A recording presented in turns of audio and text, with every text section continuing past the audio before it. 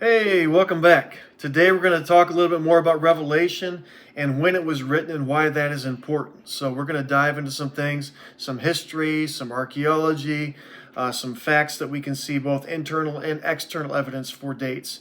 So the belief is that the book of Revelation was actually written between 68 and 69 AD by the Apostle John on the island of Patmos, where he was sent by the Emperor Nero because he preached the gospel, and Nero wanted to get him out of there and put him on some island where he couldn't talk to people. So some other people believe that he was actually sent by Emperor Domitian to the island of Patmos as well in the years 95, 96 AD, but the evidence is much greater that it was during the reign of Emperor Nero. So why is this important, the dating of when the book of Revelation was written? There's some pretty big consequences to when Revelation was written as it affects how we see prophecy and how we see the book of Revelation. Some people have actually come to believe that Revelation is speaking mostly of a time many, many years from now, the end of time, the distant future when the world comes to an end, and that's what it's talking about, the big end of times, the majority of Revelation. Now, there's some of that at the end of Revelation for both parties, but many people believe that the book of Revelation, in large part, is all about the end times. And then others believe that the book of Revelation was actually talking about a prophecy that was to be fulfilled in Jerusalem in 70 AD. Now, if John wrote it in 95 or 96 AD, it wouldn't be a prophecy about 70 AD because that already occurred 15 years before.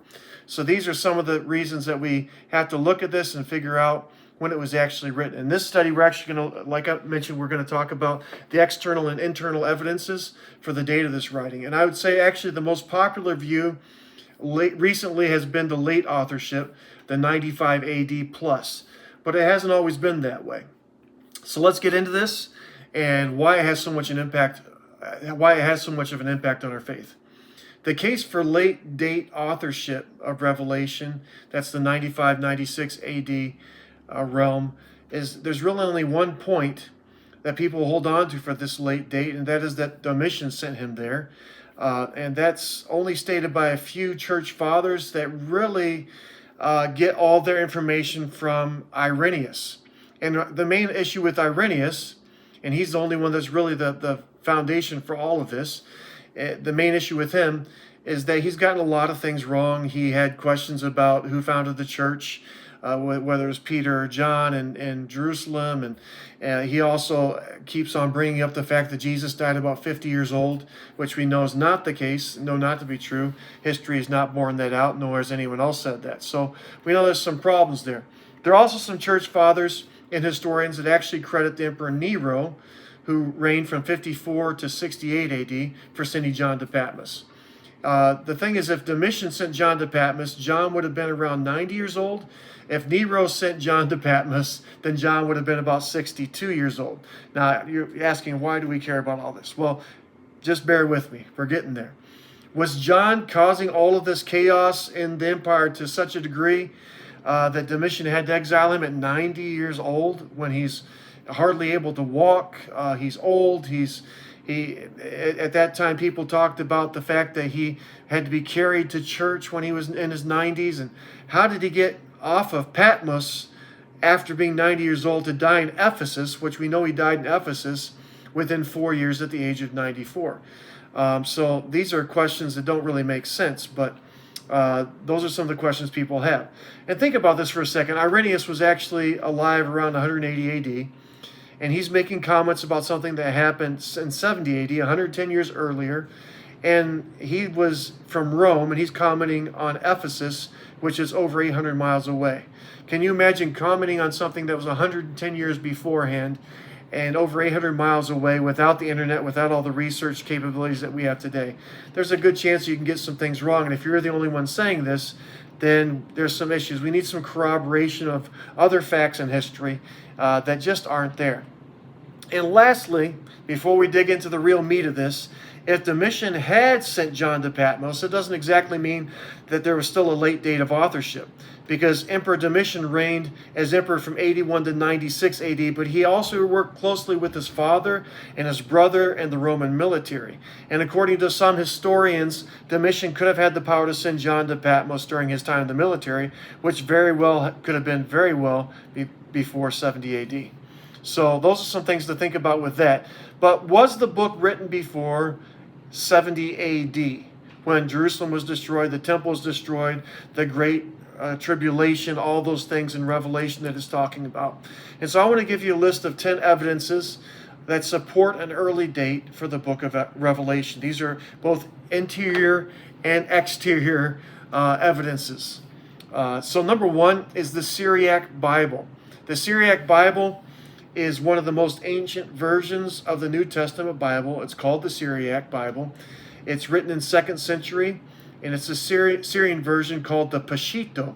And it has this commentary on the title page of the book of Revelation. It says, again, the revelation which was upon the holy John the Evangelist from God, when he was on the island of Patmos, where he was thrown by the Emperor Nero. Again, Emperor Nero ruled the Roman Empire from AD 54 to AD 68. And this would mean that John had to have been on Patmos during this time period. So that's number one. Number two, you have the 7 kings that are mentioned in Revelation chapter 17, verse 10. And when we actually take a look inside the book of Revelation, there's a pretty clear indicator of when the book is written. Revelation 17:10 says this, there are also 7 kings, talking about Rome. 5 have fallen. One is, and the other has not yet come. But when he does come, he must remain for only a little while. Out of the first 7 kings, it says 5 of them had come.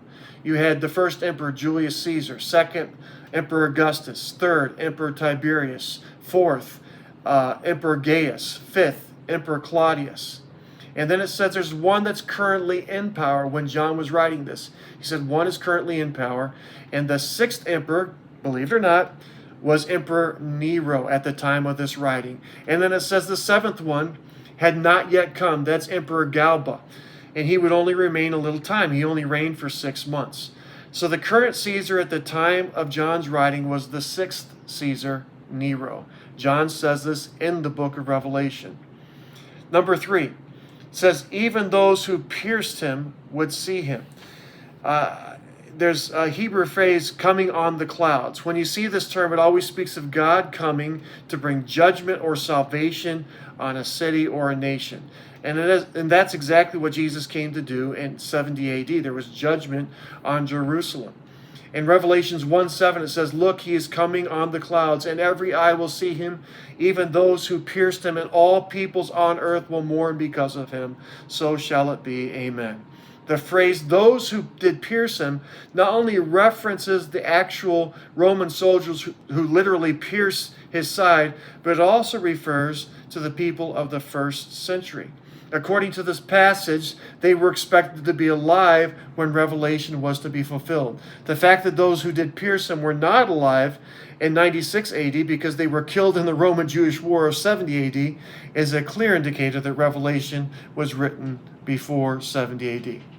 Number 4, the Jewish persecution of Christians that's mentioned in Revelation.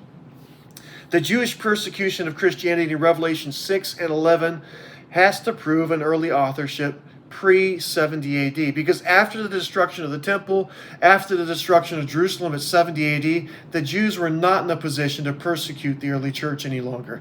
In fact, since 70 AD, the Jews had not been in a position to persecute anyone from that time on through history, because their country was destroyed. It was no longer a country anymore.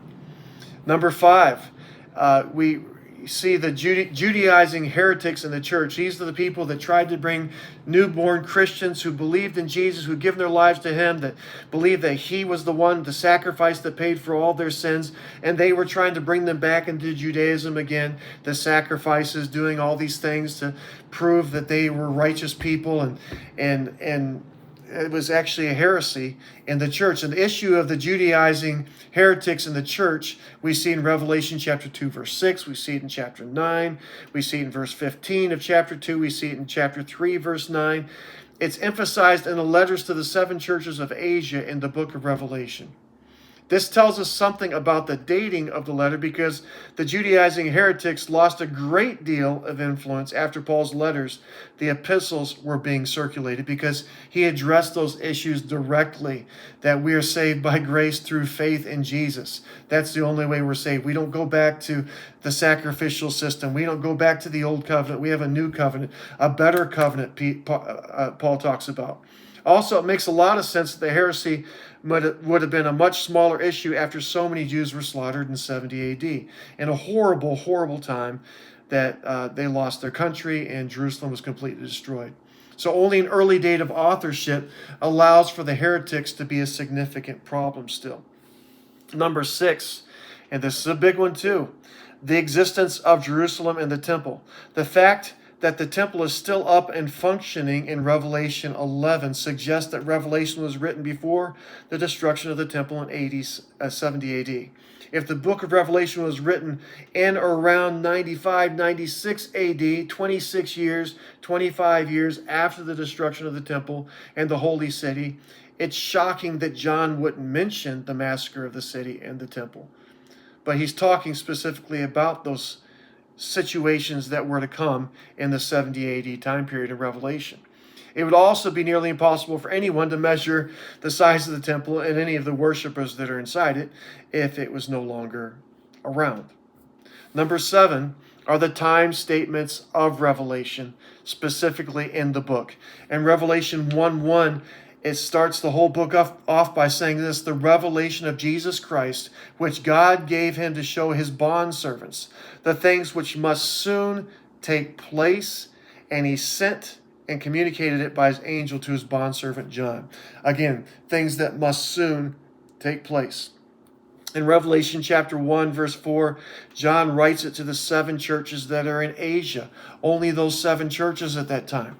In Revelations 1:9, John, it says this: I, John, your brother and fellow participant in the tribulation. That this is going on. This is about to happen. These are times that we're right in the middle of right now. In Revelation 1:10, it says, I was in the Spirit on the day of the Lord. He's in the Spirit at that time, on that day. In Revelation 1:11, it says, write on a scroll what you see and send it to the 7 churches in Ephesus, Smyrna, Pergamum, Thyatira, Sardis, Philadelphia, and Laodicea. In Revelation 11:1, it says, then there was given to me a measuring rod like a staff, and someone said, get up and measure the temple of God and the altar and those who worship in it. Again, the temple standing still. Revelation 22:6, and he said to me, these words are faithful and true, and the Lord, the God of the spirits of the prophets, sent his angel to show his bondservants the things which must soon take place. Again, soon take place, soon take place. We see this again and again. Revelation 22:10 says, and he said to me, do not seal up the words of the prophecy of this book, for the time is near. The time is near. Revelation 22:16 says, I, Jesus, have sent my angel to testify to you of these things concerning the churches. Now, if you were one of these 7 churches in Asia, you received this letter from John in Patmos, what would you think? Would you think, this letter's not for me, it must be for something thousands of years in the future? Or would you think, man, I should probably listen to this? Something's about to happen, John's saying. This is written to me. It says it's written to the churches. I'm in this church right now. It's written to me about something that must soon take place. So if this is read with an unbiased perspective, we can easily see that Revelation was not written about events 2,000 years in the future. Number 8, John's known appearance in 96 AD. And this is another reason to believe that Revelation was written earlier, is because the church father Jerome noted in his writings that John was seen in AD 96, and he was so old and infirm, he had difficulty even being carried to the church and could speak only a few words to the people.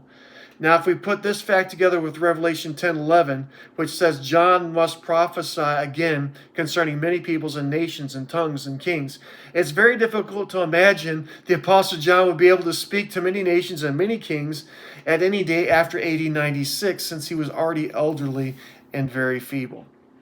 Number 9, the timetable comparison with the book of Daniel. This is amazing. I love this stuff.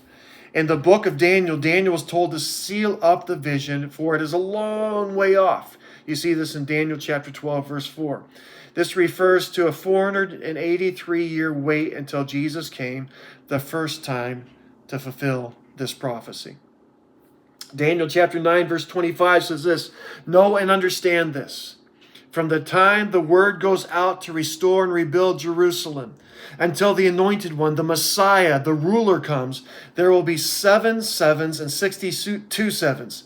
It will be rebuilt with streets and a trench, but in times of trouble." There's a fun side note to this. Daniel actually used most likely used, because that's what the ancient used, the lunar calendar instead of the solar calendar. The solar calendar is based on 365 days. The lunar calendar is based on 360 days, which comes out actually into 476 solar years. The 483 years comes out to 476 solar years and 25 days from the date on which the decree to rebuild Jerusalem was issued on March 4th, 444 BC. This brings us to March 30th, AD 33, the very day of the triumphal entry of Jesus into Jerusalem. Isn't that amazing? Absolutely amazing. But in Revelation, the Apostle John was told not to seal up the vision because it concerns things which must shortly come to pass. That's Revelation 22:10 again. So if 483 years was considered a long way off and so far away that the meaning of the vision should be sealed, it makes no sense that 2,000 plus years would be considered shortly to come to pass. Not only that, but John was told not to seal anything up because it would happen quickly. Clearly, the obvious reason is that Revelation shouldn't be sealed because it was about to happen at the destruction of the temple and the city of Jerusalem. Number 10, according to Revelation 1:4, this letter was written to the 7 churches of Asia. The existence of only 7 churches in Asia would indicate a writing date before the greater expansion of Christianity into that region, which occurred after the fall of Jerusalem. So I just want to say this in conclusion. Because the book of Revelation contains no internal evidence for a late date of authorship, proponents of the later date must rely solely on external evidence from one person, Irenaeus, to come to this conclusion. But even the external evidence of Irenaeus is not that reliable, and many scholars have even picked apart Irenaeus' quote about the date of authorship as possibly being a very misunderstood quotation. But we have all this other internal and external evidence that's pointing directly to an imminent fulfillment of the prophecy that John is talking about. And we see this actually taking place in 70 AD. So again, be encouraged. And know that God is for you. He's with you. As we look at this, we begin to realize what Revelation is about, who it's written to, why it was written at that time. And we begin to understand more and more the truth that Jesus is the conquering king, as is seen in Revelation at the very end. Even though we're all going through, the Jews obviously went through tribulation, huge tribulation at that time, unseen any time before or after, Revelation says. But also, we are going through hard times. It says we're going to be persecuted. If they persecuted me, they'll persecute you, Jesus said. So be encouraged in the middle of whatever you're going through that Jesus is with you. If you've given your life to Jesus, that He lives on the inside of you, you're one with Him, that you are baptized into Him and He is baptized into you, and that you were made to conquer regardless of what the system of the world throws at you, that we were made to overcome. So be blessed, be encouraged. God bless you.